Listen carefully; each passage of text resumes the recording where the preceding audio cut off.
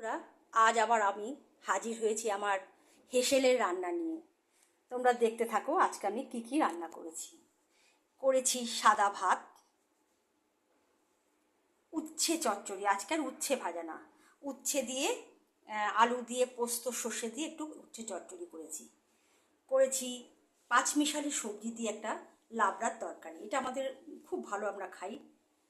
করেছি চানা মটর, যে বড় বড় যে মোটরগুলো হয় সেই মোটরের ঘুগনি করেছি। সকালবেলা একটু পরোটা করেছিলাম, তাই ঘুগনি দিয়ে খেতে ভালো লাগে ওরা বলল, তাই চানা মটরের ঘুগনি করেছি হাঁসের ডিমের কষা, একদম ঝোল শুকিয়ে গেছে হাঁসের ডিমের কষা।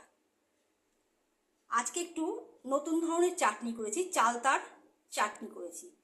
এটা একটু একদম মিশ্রিটাকে একদম শুকিয়ে নিয়েছি, আর গুঁড়ো মশলা, শুকনো লঙ্কা, পাঁচফোড়ন, মৌরি, মেথি গুঁড়ো করে কাঠখোলায় ভেজে এটা চালতার চাটনি করেছি। একদম একদম রস, একদম করে কষা কষা। আজকে রান্না আর টক দই।